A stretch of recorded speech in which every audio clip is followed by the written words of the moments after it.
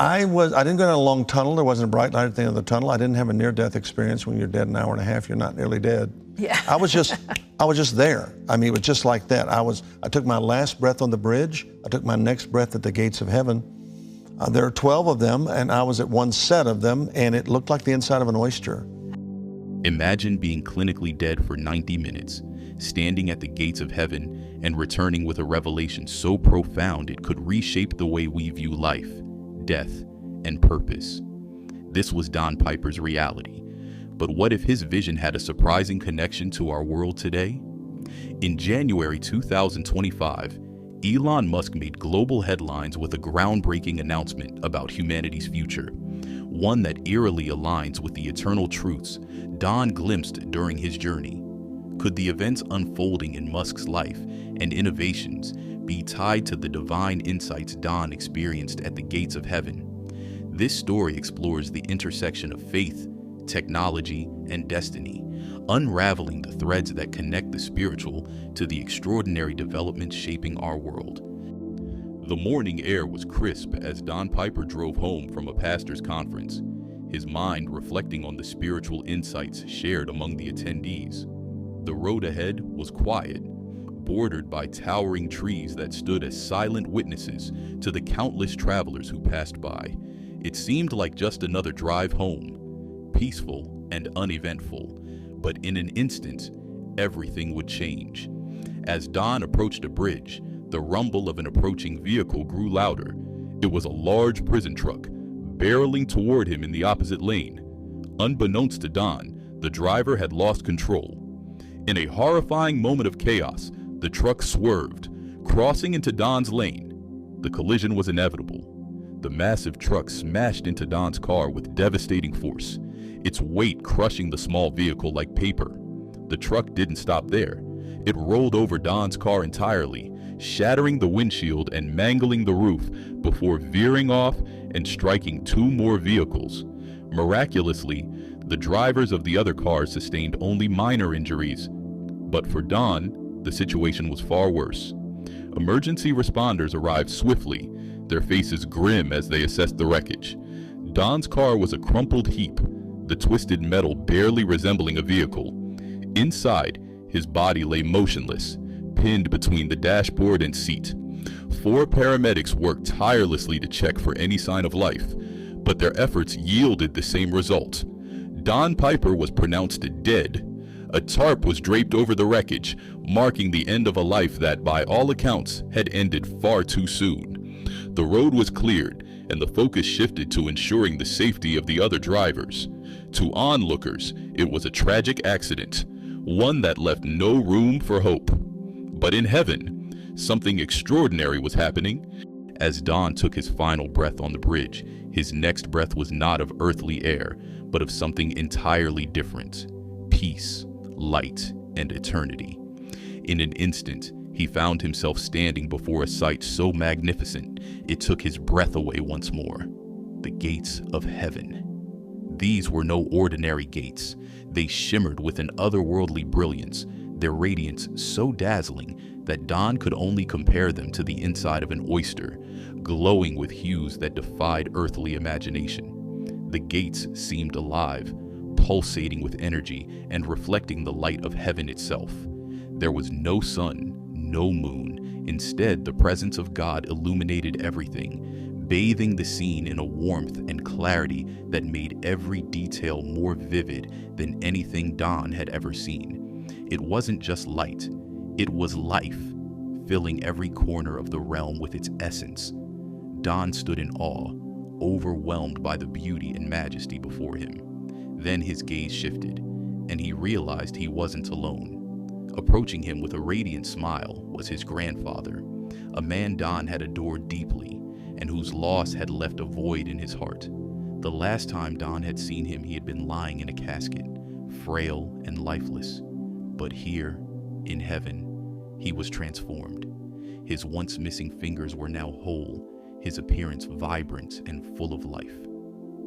"Welcome home, Donnie," his grandfather said, his voice resonating in a language Don had never heard, but somehow understood perfectly. Tears filled Don's eyes as he reached out to embrace the man who had meant so much to him. The love and joy in that moment were indescribable, unlike anything he had ever experienced. But it wasn't just his grandfather. One by one, more figures emerged, each radiating the same warmth and love.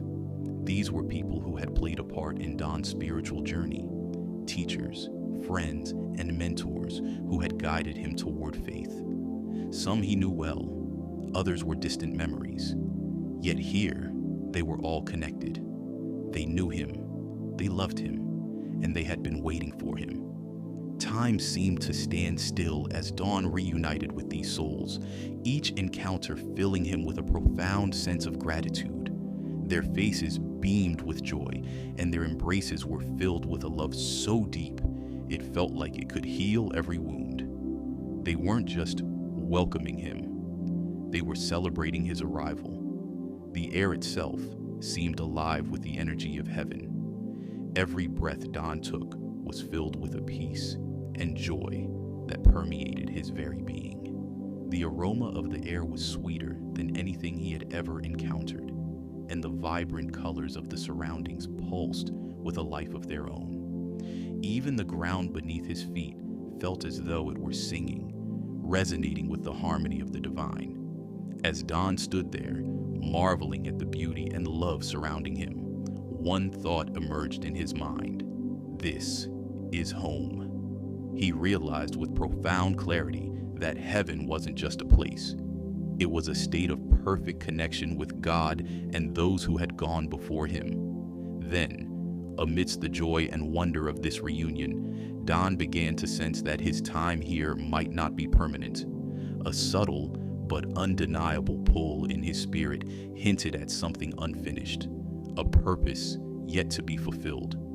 Though he couldn't fully understand it yet, Don's heart began to prepare for what would come next.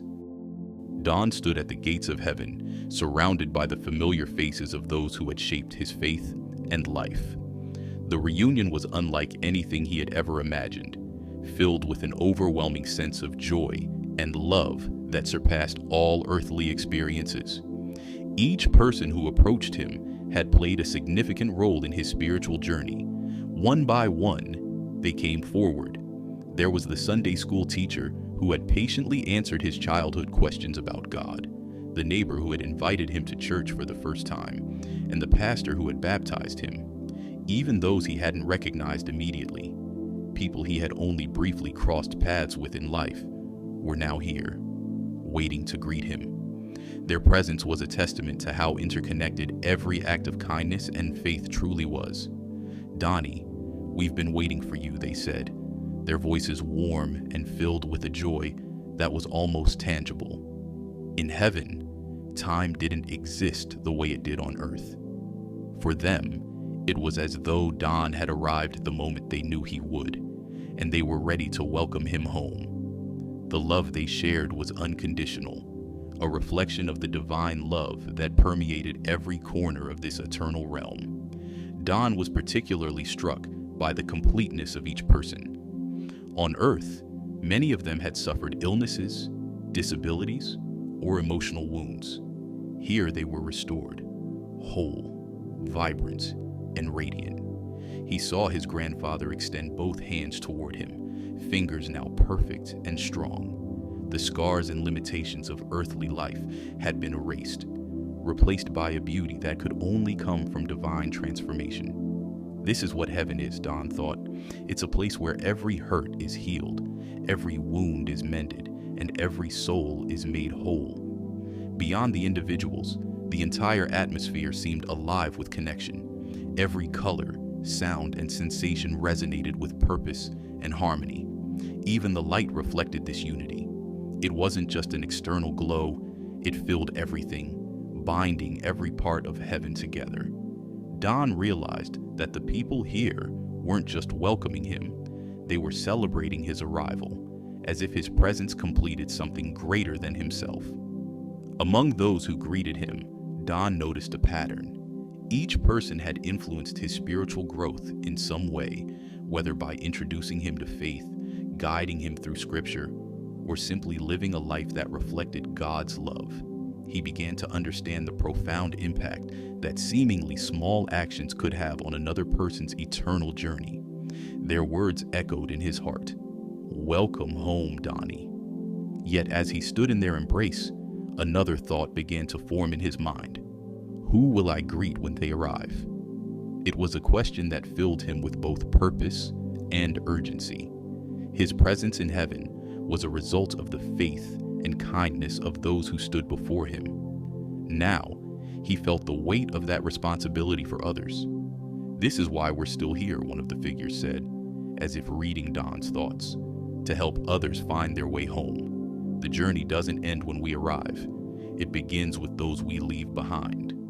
The realization stirred something deep within Don. His time on earth had been filled with struggles, joys, and uncertainties. But now he saw it all through a new lens. Every interaction, every choice, and every word carried eternal significance. He understood that his life had been a part of a larger story, one that was still unfolding. As the reunion continued, Don felt a growing sense of purpose. The love and unity of heaven weren't just meant to be experienced here. They were meant to inspire action on earth.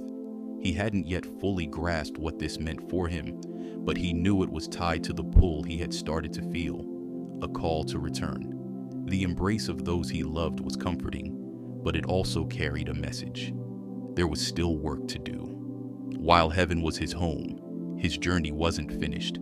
The realization filled him with both longing and determination. Though he didn't fully understand what lay ahead, he knew it would be significant. The reunion at the gates was only the beginning of Don's extraordinary experience. As he gazed at the faces around him, each filled with joy and expectation, he began to sense that the next part of his journey would take him deeper into the eternal truths of heaven and back to the world he had left behind. In heaven, everything was alive. Don couldn't help but marvel at the way even the smallest details seemed to pulse with energy, a kind of divine vibrancy that defied earthly comprehension. The air was sweet with an aroma that filled his soul with peace, and the colors surrounding him weren't just seen, they were felt. Every shade seemed to carry an emotion, blending in perfect harmony to create an atmosphere of pure joy. Then there was the music.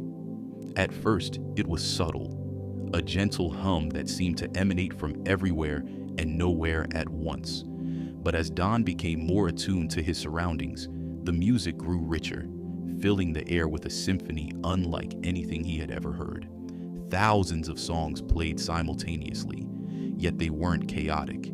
Each melody was distinct and clear, blending seamlessly with the others in a way that made perfect sense. The music wasn't just something to hear, it was something to experience.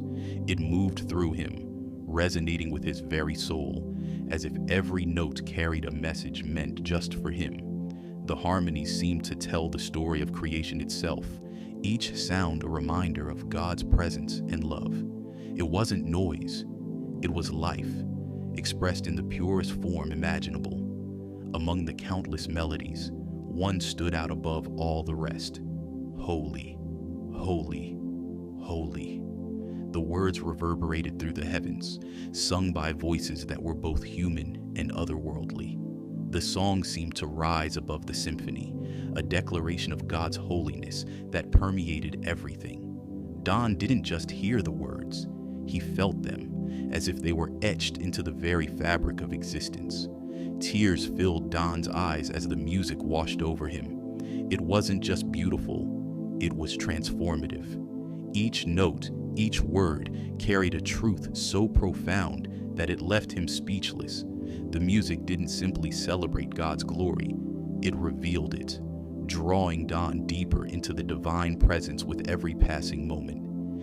Even inanimate objects seemed alive with this harmony. The gates he had passed through shimmered in rhythm with the melodies, their brilliance reflecting the light of God's glory. The very ground beneath Don's feet seemed to hum softly, as if it too were part of the eternal symphony. Heaven was alive in a way that transcended anything he could have imagined. A place where even silence was filled with meaning. The songs were not confined to one style or language. Don recognized some of the hymns he had sung in church, but they were elevated here, their notes infused with a beauty and clarity that surpassed anything on earth. Other songs were entirely new, their melodies unlike anything he had ever heard. Yet, each one felt familiar, as though they had been written into his spirit long before he was born. As Don stood in awe of this eternal concert, he realized something profound. The music wasn't just for worship. It was a reflection of God's love. It was as if the very essence of heaven was singing to him, reassuring him that he was home, that he was loved, and that he was part of something far greater than himself. "What is this?" Don whispered, overwhelmed by the beauty surrounding him. "It is life," a voice answered. Don turned to see his grandfather standing nearby, his face glowing with joy. Eternal life. Everything here is alive because everything here is connected to him. Don nodded, his heart full. He had always believed in heaven, but this was beyond anything he had ever dared to imagine. It wasn't just a place of rest. It was a place of celebration, of joy, of endless discovery. Every sound, every color, every sensation was a reminder of God's infinite love. As the symphony played on, Don felt himself becoming part of it. The songs weren't just external, they were within him, resonating in every fiber of his being. He wasn't just a listener, he was a participant, his soul joining in the eternal worship of the Creator. For a moment, Don allowed himself to simply exist in this harmony, letting the music and light wash over him. He didn't know how long he stood there. Time didn't seem to matter in heaven. All that mattered was the overwhelming sense of peace and belonging that filled him. And yet, even amidst the joy, Don began to feel a subtle tug at his spirit. It was as though something was calling him back, reminding him that his journey wasn't over. The music, while eternal, seemed to shift slightly, as if preparing him for what was to come. Not yet, Don thought, a pang of longing filling his heart.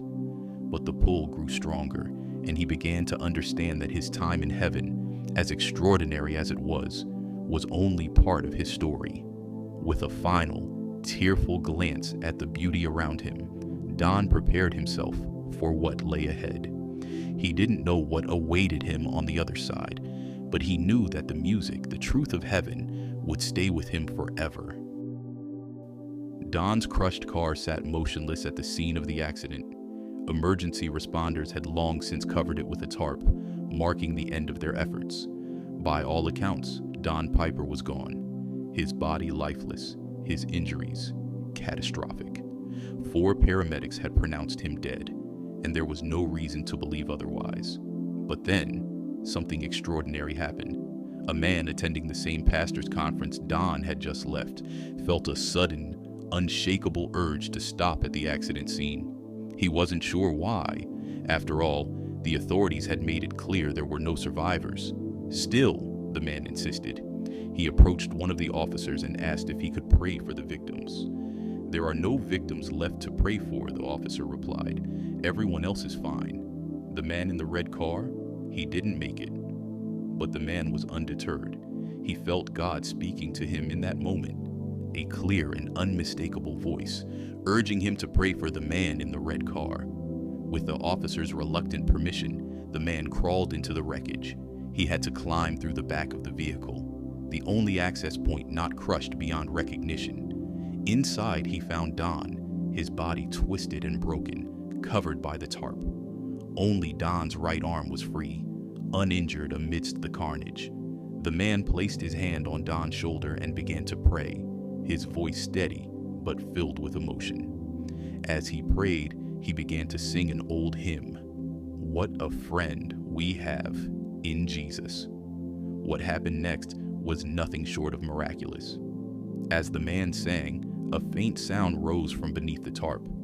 At first, he thought his ears were playing tricks on him, But then it grew louder. Don was singing along. The man froze, his heart racing. "The dead man is singing," he shouted, scrambling out of the car. Emergency responders rushed back to the wreckage, stunned by the man's claim. For 90 minutes, Don had shown no signs of life. Now his voice was echoing from beneath the tarp. The responders carefully removed the covering, and there he was, alive, conscious, and singing. Don's injuries were as severe as before: a severed left leg, a shattered arm, and countless broken bones. Yet, despite the damage, he was breathing. He was awake. He was alive. The disbelief among those present was palpable. How could this be possible? Don had been clinically dead for an hour and a half. There had been no pulse, no heartbeat, no sign of life. Yet here he was, defying every medical explanation. Don, for his part, was still in a daze. The transition from heaven to earth had been instantaneous, as if one moment he was surrounded by light and music, and the next, he was back in his mangled car. The memories of heaven remained vivid, etched into his soul, but the pain of his injuries quickly reminded him of his earthly body. He was rushed to the hospital, where doctors worked tirelessly to stabilize him. His injuries were catastrophic. His left leg had been severed, and his right arm, though intact, had been crushed. 4 inches of his femur were missing, and his internal organs had suffered extensive trauma. By all accounts, he shouldn't have survived. Yet, as Don lay in the hospital bed, he felt a profound sense of peace. He remembered the music, the light, and the words of those who had welcomed him home. Though his body was broken, his spirit was whole. He realized that his return wasn't a mistake. It was a mission. The man who had prayed for Don visited him in the hospital, recounting the events of that day. "God told me to pray for you," the man said, his voice trembling with emotion. "I didn't understand why, but now I do." Don listened, his heart swelling with gratitude. He knew that the man's prayers had been instrumental in his return, a reminder of the interconnectedness of faith and the divine plan. It was clear that his survival wasn't just a miracle, it was a calling. As the days turned into weeks, Don's recovery began. The pain was intense, and the road ahead was uncertain. But one thing was clear: he had been given a second chance, and he wasn't going to waste it. Don's recovery was grueling. Every movement sent waves of pain through his shattered body, a constant reminder of the catastrophic injuries he had sustained. His left leg was severed, his right arm barely functional, and his body bore the scars of countless surgeries and interventions. Doctors marveled at his survival, calling it a miracle. But for Don, it was something far greater. He had seen heaven. He had experienced its perfection, its peace, and its purpose. And he knew now that his return to earth was no accident. Lying in the hospital bed, Don replayed the moments he had spent in heaven over and over in his mind. The light, the music, the reunions, they were as vivid as if they had just happened. But alongside those memories was an unshakable truth. He had been sent back for a reason. The love and unity he had witnessed in heaven weren't meant to stay there. They were a blueprint for earth, a reminder of what humanity could achieve if they chose to follow God's path. One day, as Don lay staring out of his hospital window, a nurse came in to check his vitals. She asked him how he was feeling, expecting the usual complaints of pain and fatigue. Instead, Don looked at her and said, "I've been to heaven, and I'm here now because there's something I need to share." The nurse paused, unsure how to respond, but Don's words carried a conviction that made her stop and listen. For the first time, Don began to speak openly about his experience. He described the gates of heaven, the music, and the overwhelming sense of love. He talked about the people who had greeted him, how their lives had shaped his faith, and how their presence had been a reminder of the impact we can have on others. As he spoke, the nurse's eyes filled with tears. She didn't just hear his words, she felt them. "You have to tell people," she said softly, her voice trembling. "They need to hear this." Encouraged by her reaction, Don began sharing his story with others. Family, friends, and even hospital staff would visit his room, drawn by curiosity or faith, and Don would recount his journey. Each time he noticed a change in the people who listened. Some were moved to tears, others sat in stunned silence, but all left with a sense of hope. Heaven was no longer an abstract idea. It was real, and Don was living proof. Despite the profound nature of his story, Don faced moments of doubt.